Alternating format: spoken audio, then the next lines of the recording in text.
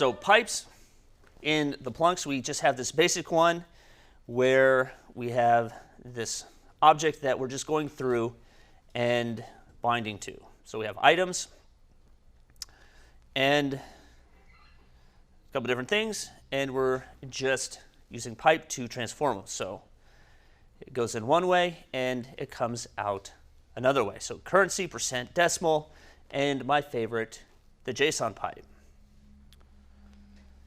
And how you make this work is pipe the pipe that you want to use, and then in the case of currency, you have some additional options. So you could say like USD or GBP for Great Britain pounds, I think it's whatever the euro is, etc.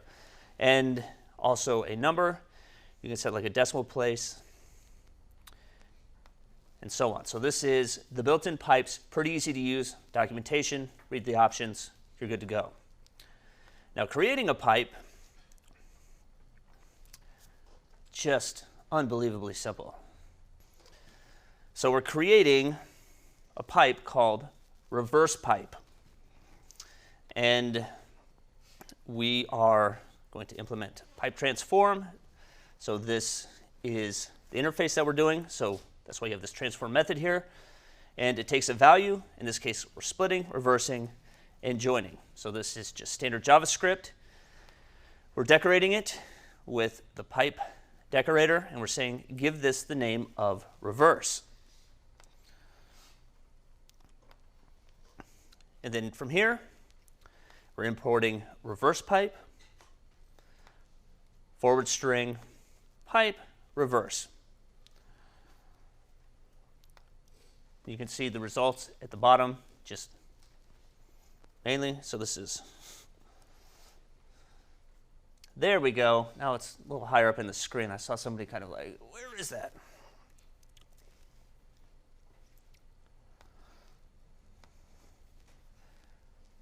So it's just a class that implements pipe transform, has a transform method that takes a value. You can also pass it in arguments to determine how something is transformed. Then you need to return a value. So it's just very, very functional in the sense of it takes something in and it returns something out. And then you just import it like everything else, and you can use it in your DOM. Oh, this will get you. Make sure you add this into your pipes decorator. And so it's not a provider or a directives, but it's pipes. One more final demo, whirlwind demo here. For async pipe, I have an array of items. And I am creating a property called async items that is an observable. And I'm saying create this observable and just use the observable of method. So what that does is it just takes an initial value and returns an observable with that. So we'll talk about observable or RxJS operators more tomorrow, but for the most part, it's just taking this array, wrapping an observable around it, and returning it. Now, from here, we are saying take this and asynchronously bind to this, and then turn it into JSON. So in this particular case, we're not really seeing the asynchronous nature of it, but this could come from anywhere. So I could easily extract this into a service and then just pass this in, this observable, and using async, then Angular knows with this async pipe, take the observable. When it gets a next event fired, go ahead and take that result and render it in the DOM. And this is exactly where we will pick up tomorrow, is how to cause observables to flow through our entire application and consume them in our DOM. So any questions on that? I think we started with component routers, which was really hard this morning. Scott, excellent job. And then we finished with something that's actually pretty easy, pretty straightforward. But if anybody has any questions about what's happening here, you can check out the plunks, or I believe for the most part, they're up to date on the repository. Any questions? Any burning questions in your heart about, like, what does life mean? How do you solve this calculus problem? Whatever. I'm here for you. When do I learn more about observables? I can't find the word observable more than once on the Angular I/O page. Oh. Yes. I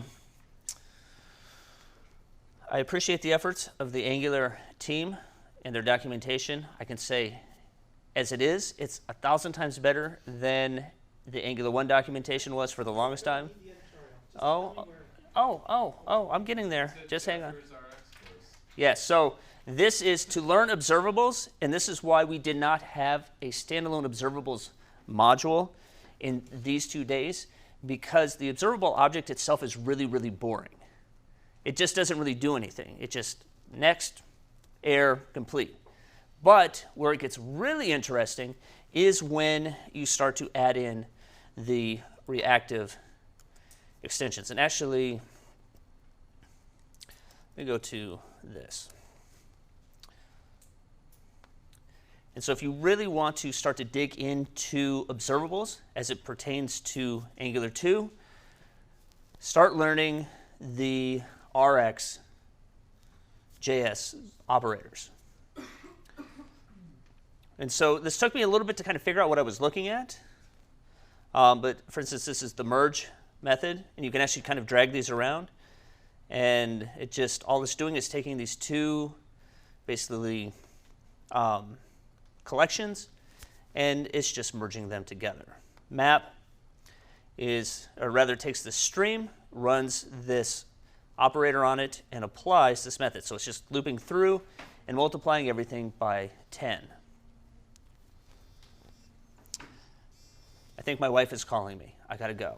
I'm just kidding. She can wait. Combine latest, I'm going to give you just a little hint of the promised land. Combine latest is probably one of the most amazing, powerful operators that you can use in Angular 2. We'll see why tomorrow, but this is how you start to learn observables, is by learning actually the reactive extensions that are built into it. With that said, there are like 130 or 150, and so that's actually why the Angular core team has actually pulled out RxJS, and you actually have to add them in by piecemeal. So you can add them in all at once, which I tend to do if I'm just testing something, but if I were going into production, then I would add in those operators one by one, as you saw Scott do. But yes, I apologize that there's very little documentation about observables. You'll find that actually on the RxJS site, or even just the standard Rx site. So reactive extensions is actually language agnostic. There's a Java, like there's tons of implementations for it. And so I've actually learned quite a bit about observables just from reading the reactive extensions website. And there's some great YouTube talks too. Yeah. I mean, on it. I mean, that's where I first got exposed to it. Yep. Like Jaffer's. So Jaffer is Talks. phenomenal. Paul Taylor has done a really good talk. He worked with Jaffer at Netflix for some time. Ben Lesh actually did a really good post about how to actually write an observable from scratch. And Egghead has some really good videos as well about RxJS.